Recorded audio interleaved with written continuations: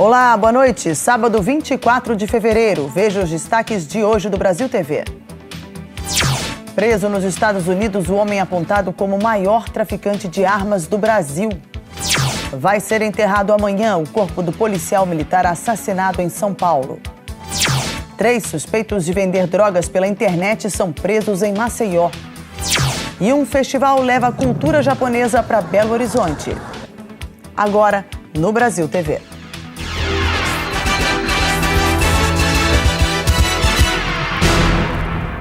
Está preso o homem que é apontado como o maior traficante de armas do país. Frederic Barbieri foi detido pela polícia dos Estados Unidos na Flórida. Os detalhes com o repórter Paulo Mário Martins.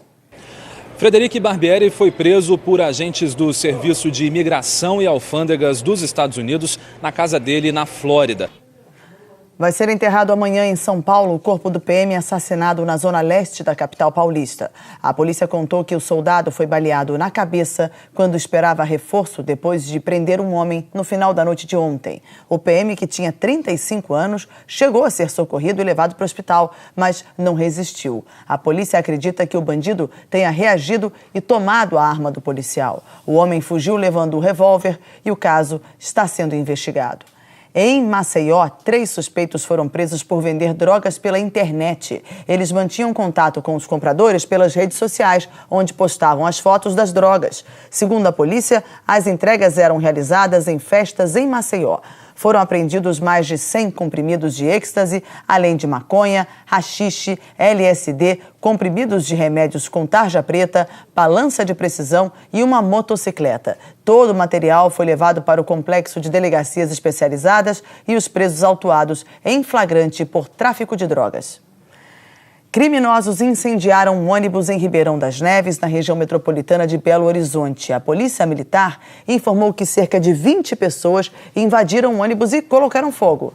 Ainda de acordo com a PM, a ação teria sido em protesto contra a morte de um conhecido do grupo. Os bombeiros foram chamados, mas o ônibus ficou destruído. Ninguém se feriu. Até agora, nenhum suspeito foi preso. Também na região metropolitana de Belo Horizonte, o trânsito ficou lento depois de um acidente entre uma carreta e um carro. O motorista do carro teria perdido o controle da direção, passado pelo canteiro central e batido nesta carreta que vinha no sentido contrário. Depois do intervalo, sábado de vacinação contra a febre amarela. Você vai ver que os postos de saúde ficaram cheios em São Paulo e Salvador. O Brasil TV volta já já.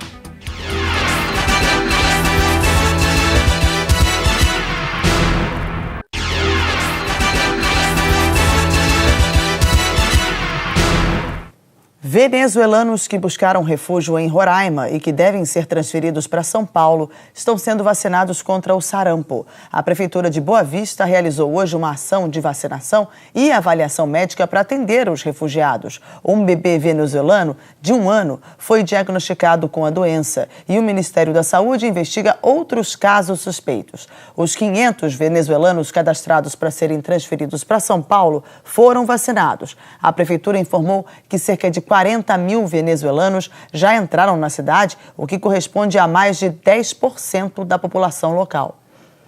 E teve vacinação contra a febre amarela hoje em São Paulo. Durante a semana, um macaco foi encontrado morto num parque na zona leste da capital paulista. Sábado de vacinação contra a febre amarela também na Bahia. Em Salvador, o movimento foi intenso desde o início da manhã nos 57 postos de saúde e postos de atendimento da capital baiana. A vacinação com a dose fracionada começou na última segunda-feira. Moradores de outras 8 cidades do estado também estão sendo imunizados. O objetivo é vacinar 3.300.000 pessoas até o dia 9 de março. E já está em casa e passa bem o idoso que levou 50 picadas de abelhas em Brasília.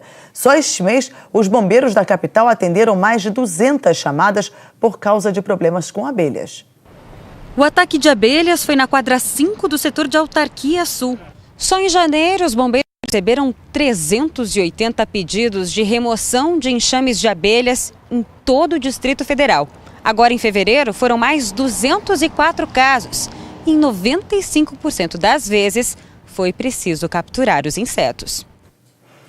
Belo Horizonte recebe o 7º Festival Japão em Minas. O evento mistura cultura, culinária e todos os costumes dos japoneses. Uma oficina do barulho chamou a atenção de quem visitava o Festival do Japão em Minas. É o taiko, o tambor japonês. O Brasil TV volta na segunda-feira. Outras notícias logo mais no Jornal Nacional. Ótima noite para você. Aproveite bem o seu domingo.